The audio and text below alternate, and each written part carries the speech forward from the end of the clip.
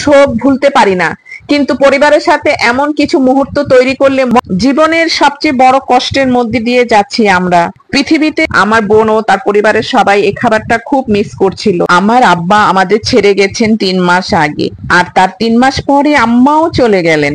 এত বড় শোক, এত বড় কষ্ট ভাষায় প্রকাশ করা যায় না। তবুও তো বাঁচতে হবে, জীবনকে চালিয়ে নিয়ে যেতে হবে।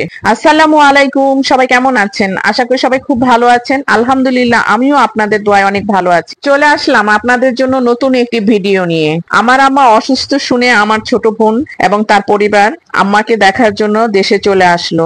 ওরা আমার বাসায় উঠলো, কয়েকদিন হলো আমার সাথে আছে। সত্যি বলতে গেলে পরিবারের সবাই যখন একসাথে থাকে তখন একটু হলো মনটা হালকা হয়ে যায়।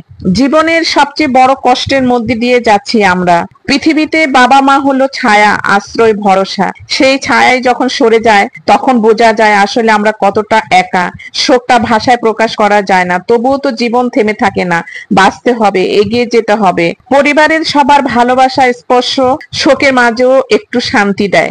আজ সকালে আমরা সবাই মিলে নাস্তার টেবিলে বসলাম। আজকে নাস্তায় আমাদের ছিল খুদের ভাত। আমাদের এখানে বলে এটাকে বৌয়া।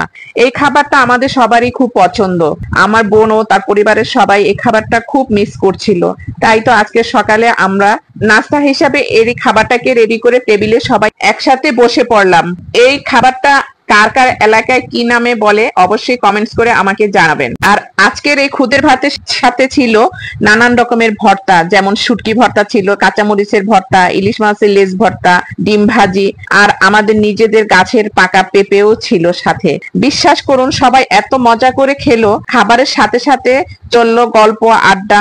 অনেকদিন পর বাড়িতে এমন প্রাণীর ছোঁয়া ফিরে এলো। আমাদের মেয়েরাও বসে গেল আর আনন্দে হাসলো। এই মুহূর্তগুলো আসলে পরিবারের আসল সৌন্দর্য। এই খাবারগুলোর আলাদা একটা স্বাদ আছে। হয়তো বাইরের দামি রেস্তোরাঁয় এসব খাবার পাওয়া যায় না, কিন্তু এর ভিতরে লুকিয়ে থাকে শৈশব, পরিবার আর মমতার স্বাদ। সবাই এত মজা করে খেলো, হাসি আর গল্পে পুরো সকালটাই আনন্দে ভরে গেল। নাস্তার পর আমরা নিয়ে এলাম আখ। আখ খাওয়ার আলাদা একটা আনন্দ আছে। সবাই একসাথে গোল হয়ে বসে চিবিয়ে চিবিয়ে মজা করে খাওয়া, এই যেন ছোটবেলার দিনগুলো আবার ফিরে আসা। খাওয়ার সাথে সাথে আমরা স্মৃতিচারণ করছিলাম। ছোটবেলায় আম্মা আব্বা কিভাবে যত্ন করে খাওয়াতেন, কিভাবে আমাদের ভালোবাসা দিয়ে আগলে রাখতেন, সব কথা মনে পড়ছিল। সেই স্মৃতির ঝর্ণার ধারায় ভিজে যাচ্ছিল মনটা। আসলে এই ছোট্ট ছোট্ট মুহূর্তগুলি আমাদের জীবনের সবচেয়ে বড় সম্পদ। আজকে আমি একটা কথা বলতে চাই। আমাদের ছোটবেলায় যে খাবারগুলো আমরা খেতাম, সেই খাবারগুলো এখনকার প্রজন্ম আর খুব একটা খায় না, কিন্তু এগুলো আমাদের সংস্কৃতি, আমাদের ঐতিহ্য।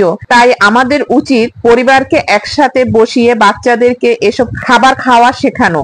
এতে করে একদিকে তারা পরিবারের সাথে সময় কাটাতে শিখবে, অন্যদিকে এসব খাবারের স্বাদ ও ঐতিহ্য তাদের ভেতরে বেঁচে থাকবে। যেমন আমাদের মা, দাদি, নানি তারা যত্ন করে কিন্তু আমাদেরকে এইসব খাবারগুলো জোর করে খাওয়াইতেন। সেই স্বাদ কিন্তু আমরা এখনো ভুলি নাই এবং সেই স্বাদ আজও আমরা মনে রেখেছি। তাই তো আমরা চেষ্টা করি মাঝে মাঝে পরিবারের সবাইকে নিয়ে এসব খাবারগুলো খেতে, যেন নতুন প্রজন্ম এগুলো অনুভব করতে পারে। আজকের ভিডিওটি আমাদের জীবনের ছোট্ট একটা অংশ আপনাদের সাথে শেয়ার করলাম। হয়তো শোক ভুলতে পারি না, কিন্তু পরিবারের সাথে এমন কিছু মুহূর্ত তৈরি করলে মনে একটু হলেও শান্তি আসে। ভিডিওটি যদি আপনাদের ভালো লেগে থাকে তাহলে অবশ্যই লাইক, কমেন্ট ও শেয়ার করবেন, আর বন্ধুদের মাঝেও ছড়িয়ে দিবেন, যাতে সবাই পরিবার নিয়ে সময় কাটানোর প্রেরণা পায়। আজকের মতো এখানেই শেষ করছি। সবাই সুস্থ থাকবেন, ভালো থাকবেন। আল্লাহ হাফেজ।